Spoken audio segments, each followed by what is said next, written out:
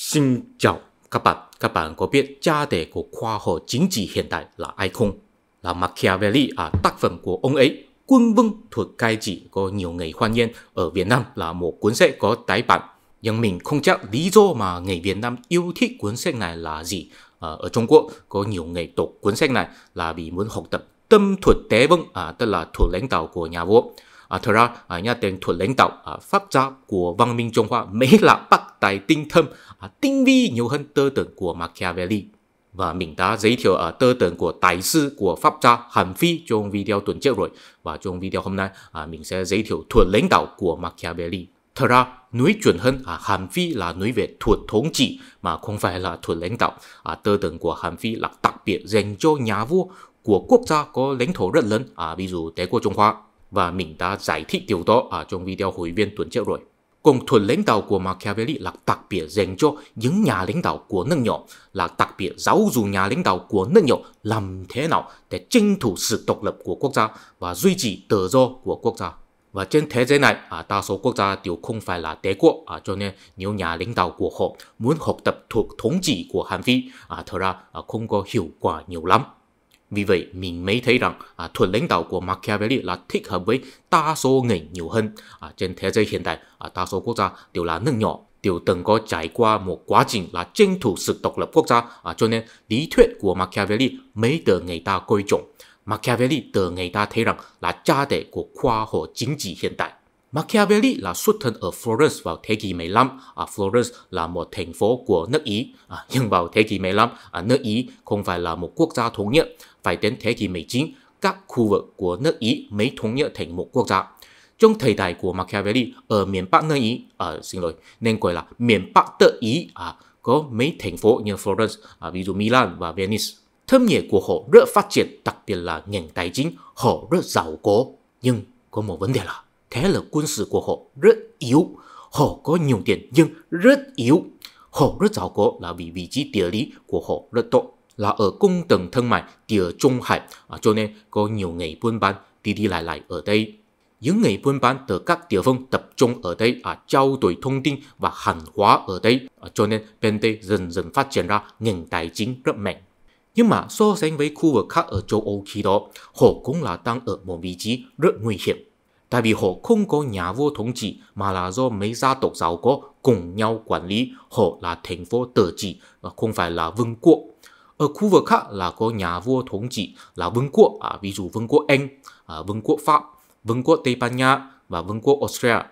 Những vương quốc này có lãnh thổ lớn, có nông nghiệp phát triển, có dân số đông, cho nên có thể tổ chức quân đội mạnh mẽ, tuy khi xâm lược các thành phố ở miền Bắc nước Ý. Mục đích là tận dụng những thành phố ở miền Bắc nước Ý để kiểm soát cung tầng thương mại của địa Trung Hải.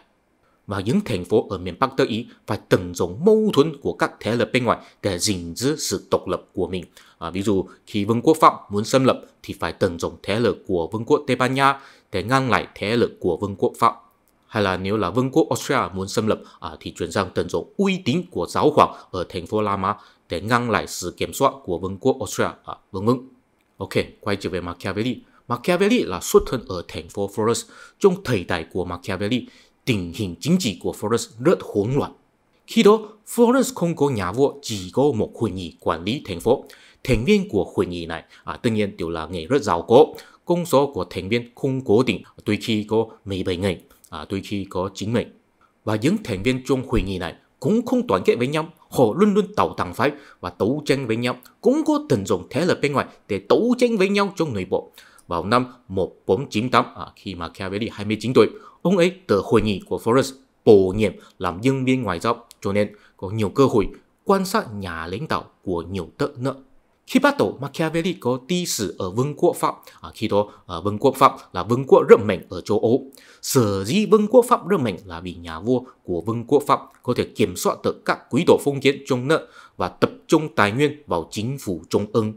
Chính là vì có quan sát nhà vua của vương quốc Pháp, Machiavelli nhận thức rằng sở dĩ thành phố Florence rất yếu chính là vì thiếu một nhà lãnh đạo có thể kết thúc sự đấu tranh của các đảng phái, thiếu một quyền lực trung ương tập trung tài nguyên của thành phố và xây dựng một quân đội mạnh mẽ. Sau đó Machiavelli đi sự ở miền Trung Đức Ý. Khi đó miền Trung Đức Ý cũng không có nhà vua, là do giáo hội La Mã quản lý, có thể nói là một quốc gia giáo hoàng.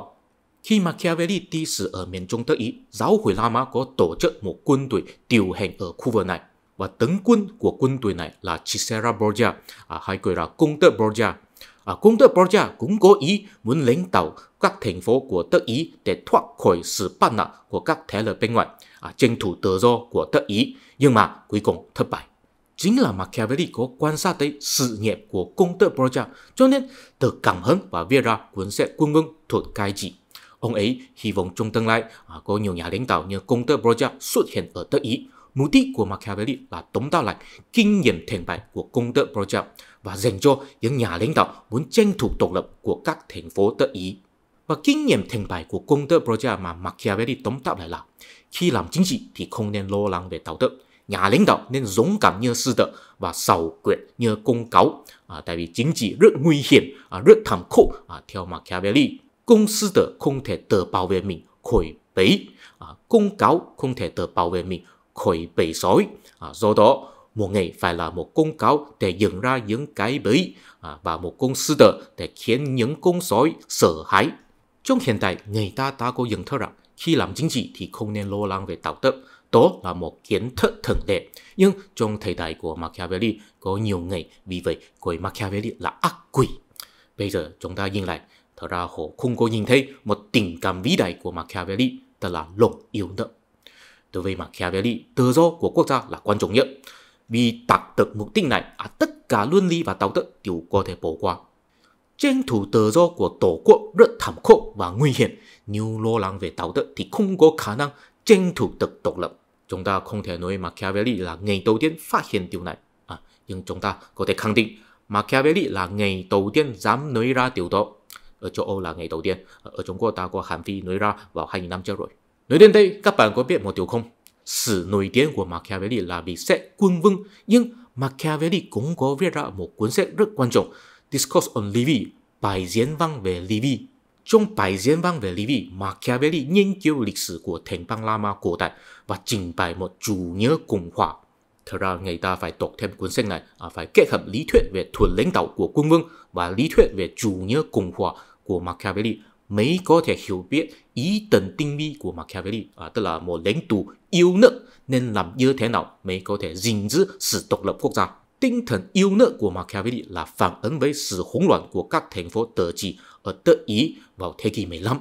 Và thành phố Đức Ý chính là nơi sinh của phong trào phục hưng. Thế là phục hưng cái gì?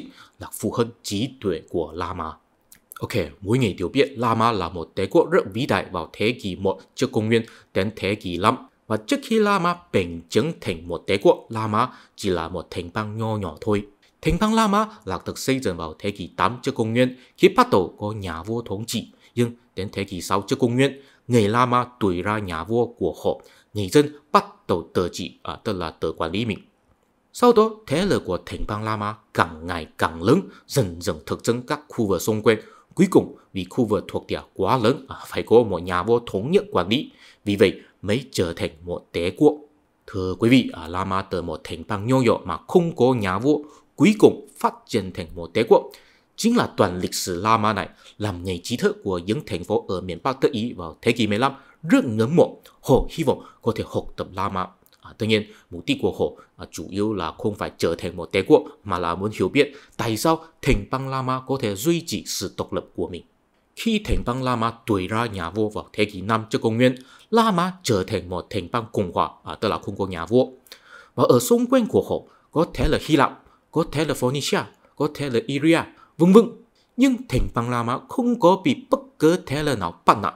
Người trí thức của thành phố ở miền Bắc Đức Ý vào thế kỷ 15 cũng hy vọng thành phố của họ có thể giống với thành bang La Mã, tuy không có nhà vua nhưng cũng không bị bất cứ thế lực nào bắt nạt.